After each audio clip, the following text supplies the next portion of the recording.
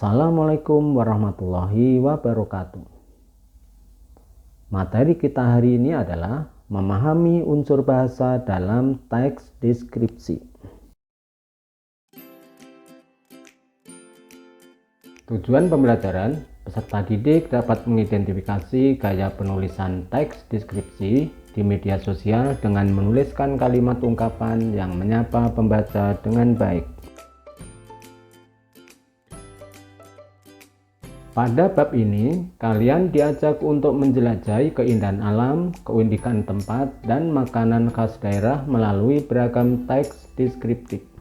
Kalian akan mempelajari fungsi dan unsur teks deskriptif, menyimak dan mendiskusikan ragam sajian deskripsi, serta berlatih menyajikan teks deskriptif yang menarik.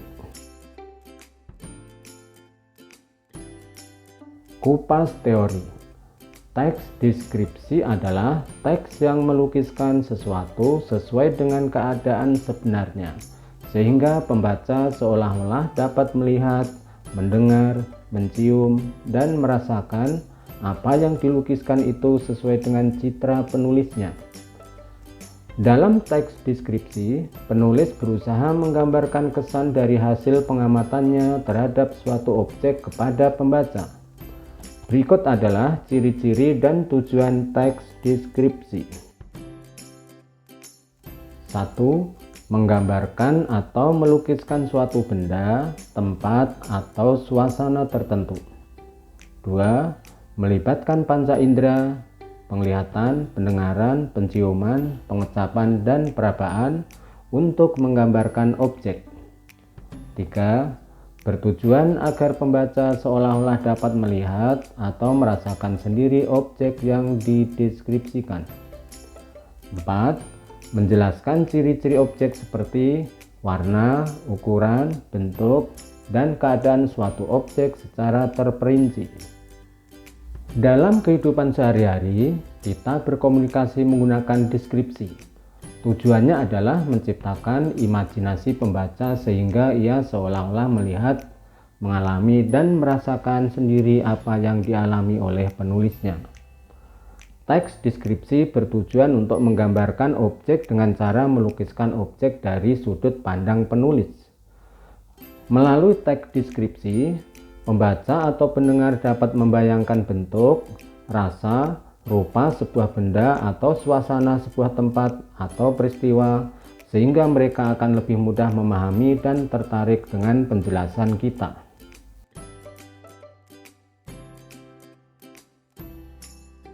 Mari kita perhatikan ilustrasi berikut. Dalam ilustrasi tersebut terlihat seorang wisatawan yang bertanya tentang suatu tempat, yaitu Pasar Beringharjo. Kemudian ada seorang perempuan yang menjelaskan atau menggambarkan kepada turis tersebut tentang letak di mana Pasar Beringharjo. Pasar Beringharjo yang Bapak cari letaknya tak jauh lagi di depan jalan ini. Gedungnya berwarna hijau dengan jendela-jendela yang dicat kuning. Terdapat plakat besar bertuliskan Pasar Beringharjo. Di kiri kanan pintu masuknya berjajar payung-payung.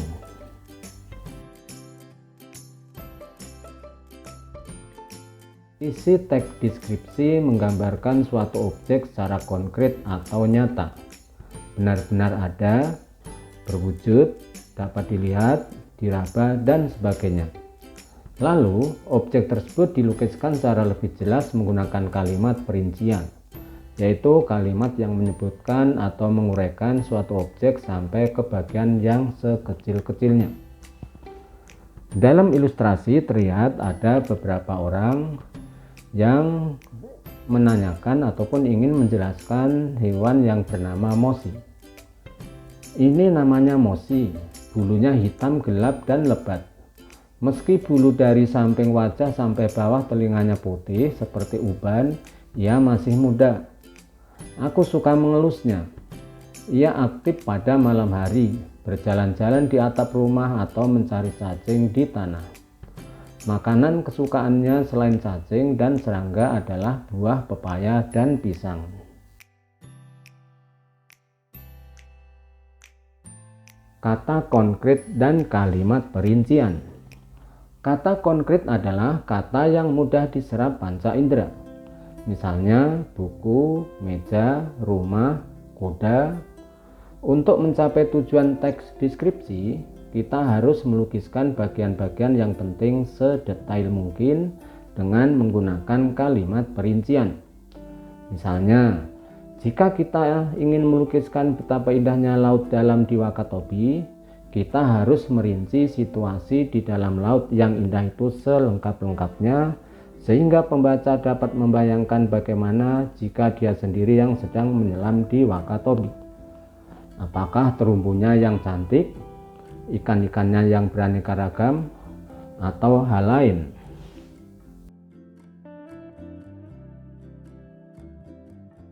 Kegiatan 4. Menelisik ragam bahasa dalam teks deskripsi.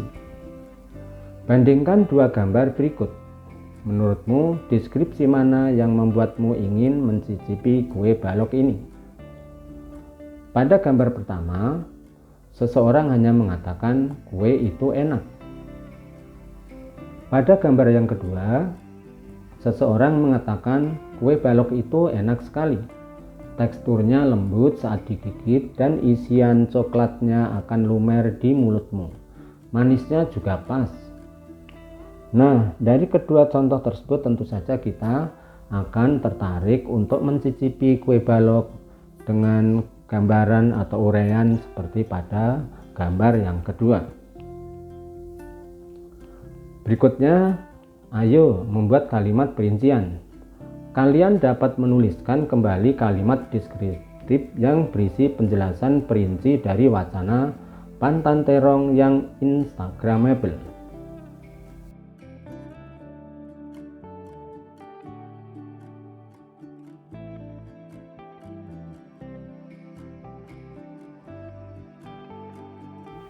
Perhatikan tabel 1.2 kalimat perincian. Pada tabel berikut, sebelah kiri adalah kalimat dan sebelah kanan adalah kalimat perincian. Kami berangkat pagi sekali. Kalimat perinciannya, kota Takengon masih gelap dan sepi saat kami berangkat pagi itu. Pemandangan matahari terbit di Pantan Terong sangat cantik. Kalimat perinciannya, warna langit yang jingga terkena semburat sinar matahari di balik deretan gunung-gunung yang kokoh. Danau Laut Tawar indah sekali pada pagi hari. Kalimat perinciannya, berkilau diterpa sinar matahari pagi. Jalan ke arah bukit Pantan Terong mengerikan. Kalimat perinciannya, jalanan kecil itu menanjak dan curam dengan tikungan-tikungan yang tajam. Ada banyak latar indah untuk bersuah foto di Pantan Terong. Kalimat perinciannya, apabila kalian bersuah foto di sana, kalian akan mendapatkan latar lembah yang mengepung kota Takengon dari kejauhan. Nah, selain kata konkret dan kalimat perincian, kalian juga dapat menggunakan majas saat menggambarkan suatu objek dalam teks deskripsi, misalnya dengan majas personifikasi. Majas personifikasi adalah gaya bahasa yang mengumpamakan benda mati seolah-olah hidup seperti manusia. Contoh kalimat yang menggunakan majas personifikasi. Angin yang bertiup memainkan rambut dan berputar di sekeliling tubuh. Benda mati itu tentu tidak bisa bergerak, namun pada kalimat ini angin digambarkan seolah hidup seperti manusia yang dapat memainkan rambut dan berputar. Tandai kata kerja yang membuat benda mati seolah-olah hidup pada kalimat di bawah ini. 1. Mobil itu batuk-batuk dan menyemburkan asap hitam saat lewat di depanku. 2. Kami belajar diiringi nyala lilin yang menari-nari dalam kegelapan. 3. Bunyi sirine pemadam kebakaran itu menjerit-jerit menyuruh kami minggir. 4. Kasurku seperti memanggil-manggilku begitu aku memasuki kamar pada siang terik itu. 5. Rasa sambal yang pedas itu membakar lidahku. Mari kita bahas kalimat-kalimat yang menggunakan majas personifikasi. 1. Mobil itu batuk-batuk dan menyemburkan asap hitam saat lewat di depanku. Di sini mobil dikatakan batuk-batuk dan dikatakan menyemburkan. Padahal yang bisa batuk-batuk dan menyemburkan itu adalah umumnya manusia. Tapi di sini mobil yang suaranya mungkin tidak karuan dikatakan batuk-batuk. Yang knalpotnya mengeluarkan asap banyak dikatakan menyemburkan. Inilah gaya bahasa personifikasi.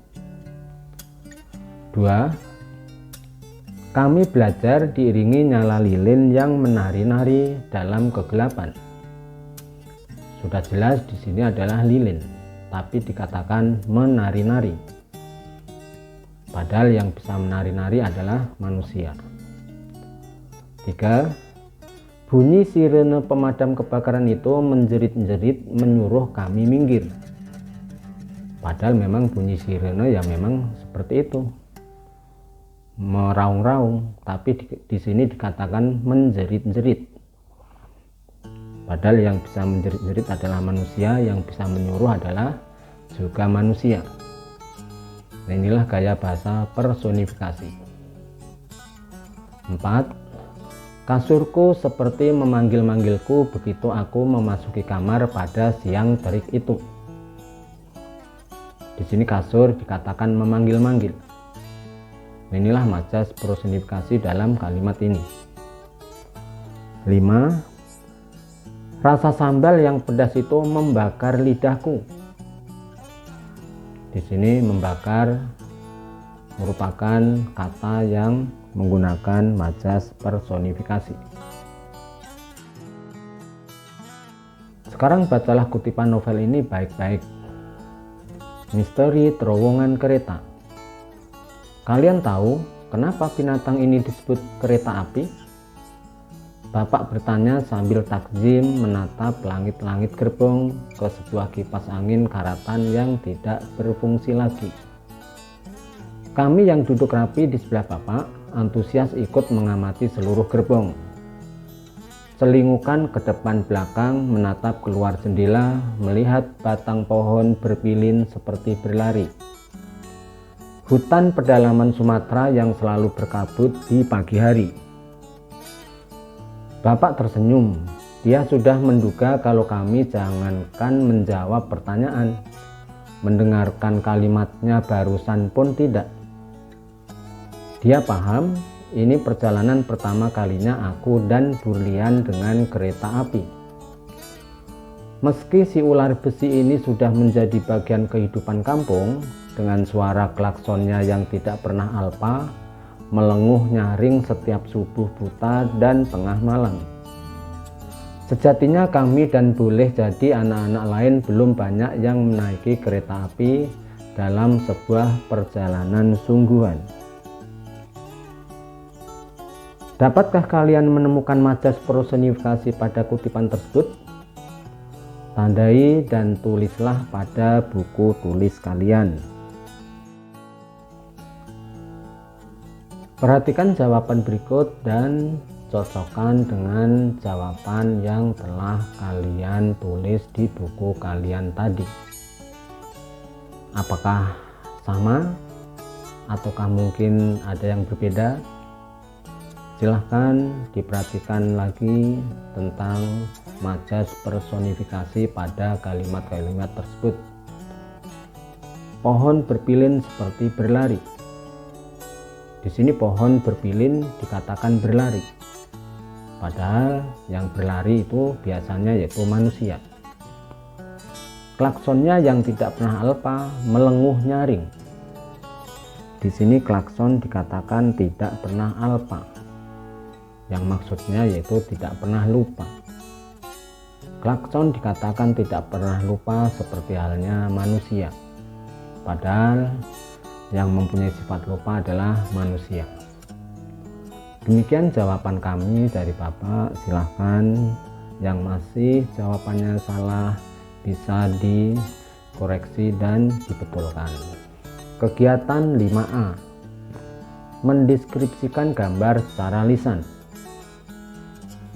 Berdiskusi. Coba tulislah deskripsi gambar-gambar di bawah ini. Berdiskusilah dengan seorang teman. Agar deskripsi kalian kaya, cobalah menggunakan kata konkret, kalimat perincian, atau majas personifikasi. Setelah selesai, baca tulisan kalian secara bergiliran. Perhatikan pada tabel 1.3 deskripsi objek. Pada objek yang pertama atau gambar 1.1 di sini adalah gambar bandrek. Dari gambar ini bisa kita deskripsikan bandrek berwarna coklat pekat sekilas mirip minuman teh yang diberi serutan kelapa muda. Perpaduan kelapa muda, jahe, gula merah, kayu manis, cengkeh, serta daun pandan membuat minuman khas Sunda ini berasa manis, gurih, sedikit pedas, serta berbau harum. Minuman ini cocok disajikan saat malam hari atau saat cuaca hujan untuk menghangatkan badan.